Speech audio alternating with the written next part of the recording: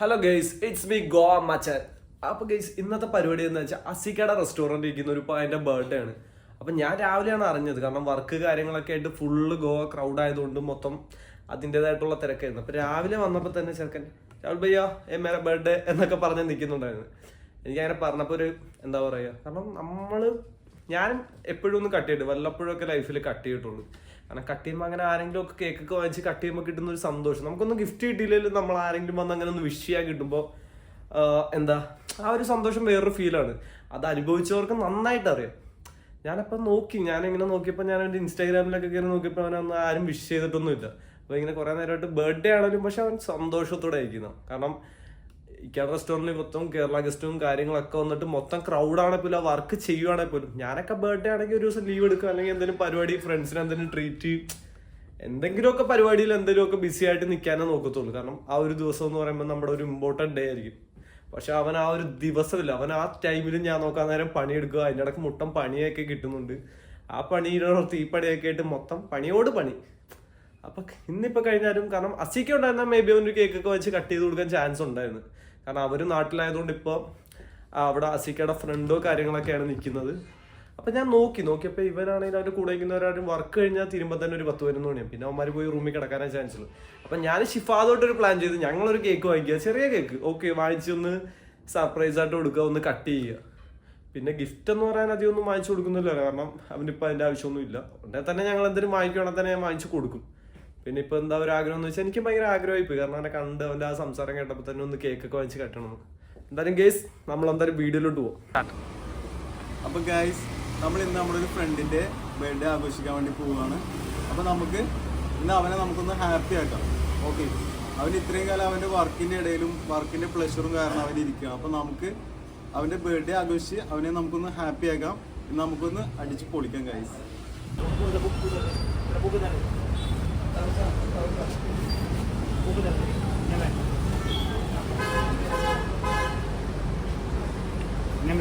Happy birthday Manoj. Happy birthday Manoj. Manoj ഒന്ന് എഴുതി കൊടുത്തേ പ്ലീസ്. മനോജാണ് മനോജ് ആ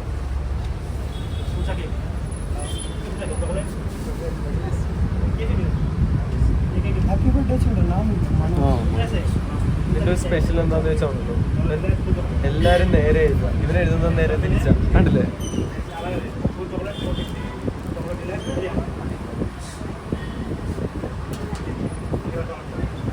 ചെറുക്കിന് കൊടുക്കാനുള്ള കേക്ക് റെഡിയായി.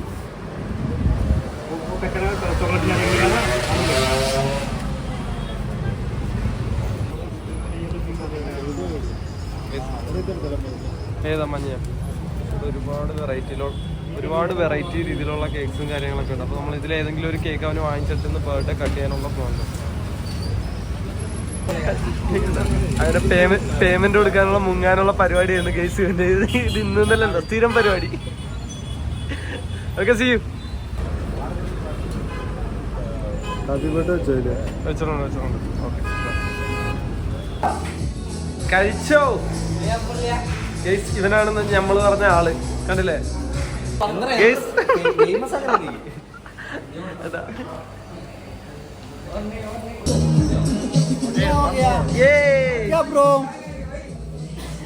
Happy birthday.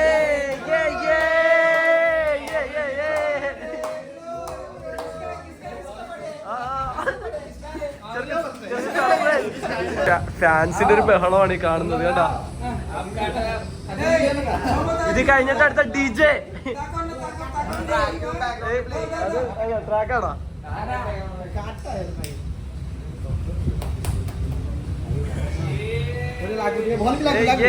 Happy birthday Manoj.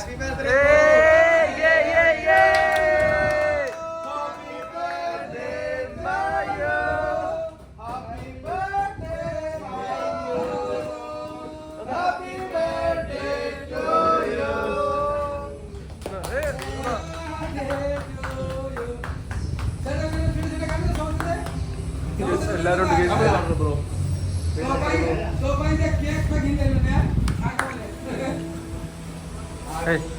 Okay okay അവിടുന്ന് 10 രൂപ നീയൊക്കെ ഏറി കയറാൻ പോകുന്നു. അല്ല പറ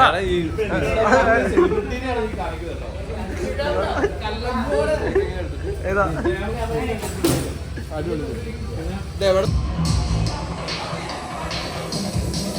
आपका एज कितना है? 17. 17. Oh, guys, 17. बस बस बस.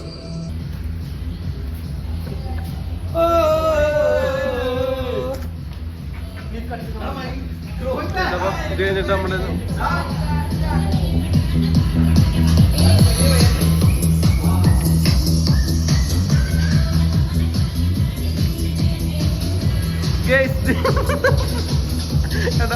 അടുത്ത പോകണ്ട.